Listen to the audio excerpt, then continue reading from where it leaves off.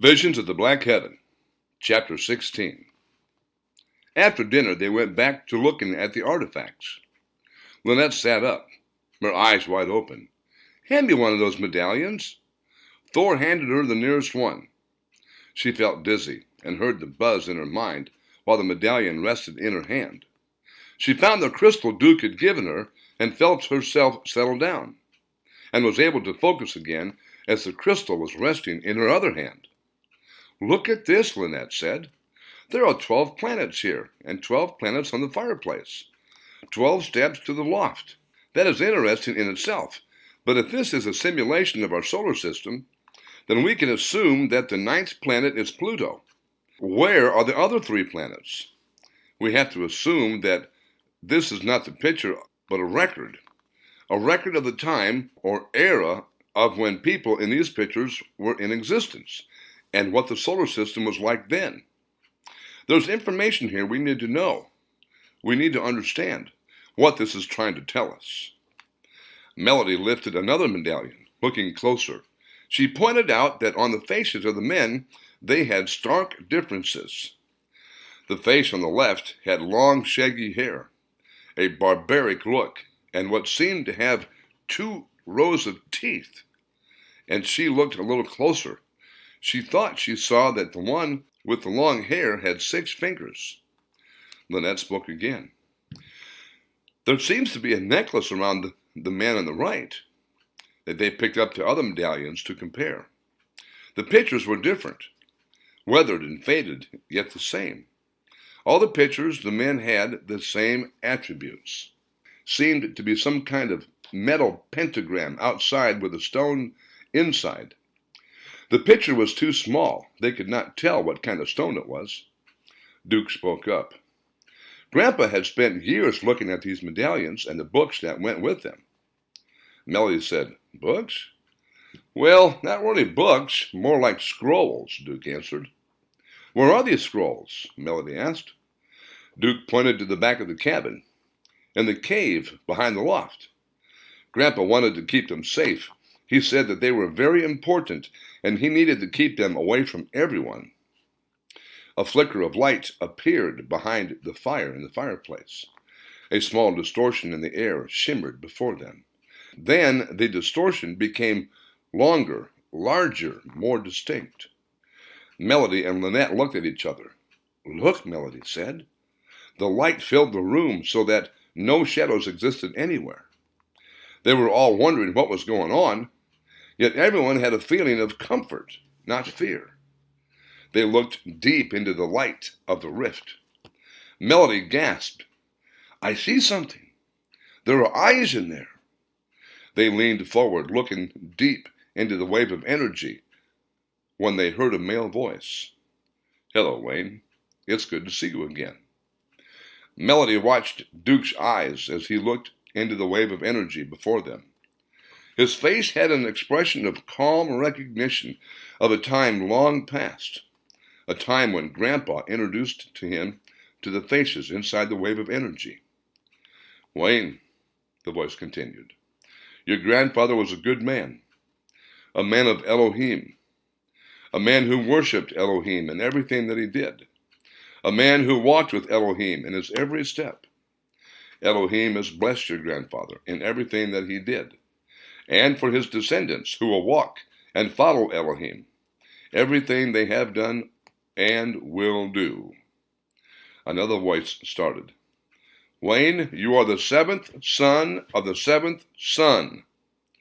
Like your ancestors, you have chosen to walk in the way of Elohim. As Enoch was the 7th son of Adam, Methuselah, the 7th son of Enoch. Being the 7th son of the 7th son, you have special abilities. As Enoch understood the single word of God, the sound of creation. Because Enoch understood and respected God, God took him into heaven. Enoch did not taste death." Melody took a deep breath, catching Duke's attention. She had an expression of bewilderment. A female voice spoke next. "Melody, you are looked upon with favor in the eyes of Elohim. You have chosen to walk in the spirit of Thessalonica. You have walked with integrity. Your heart has always searched for the truth. Looking deep into Melody's eyes, reaching for his hand to hold hers, Duke explained, Elohim is a Hebrew word. It is translated in the plural form. Its root is derived from strength or power.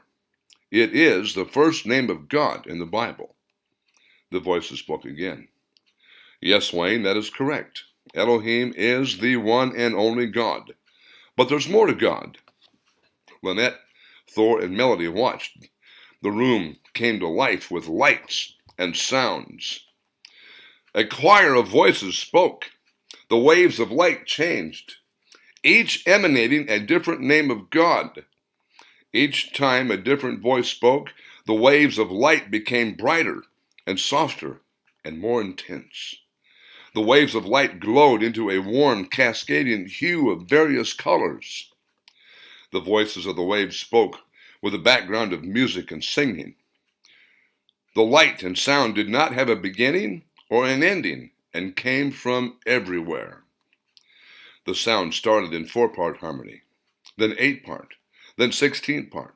Then the voices became 32-part harmony, each part distinguishable from the next, yet each part unified to make one perfect sound.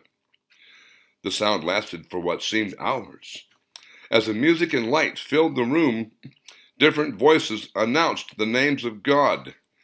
God is the faithful God. God is the great God.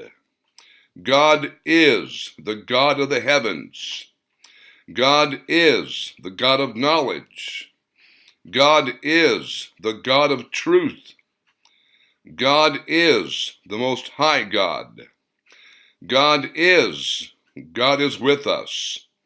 God is the God of eternity. God is Adonai. God, the absolute being, the source of everything, without beginning and without ending. A female voice spoke.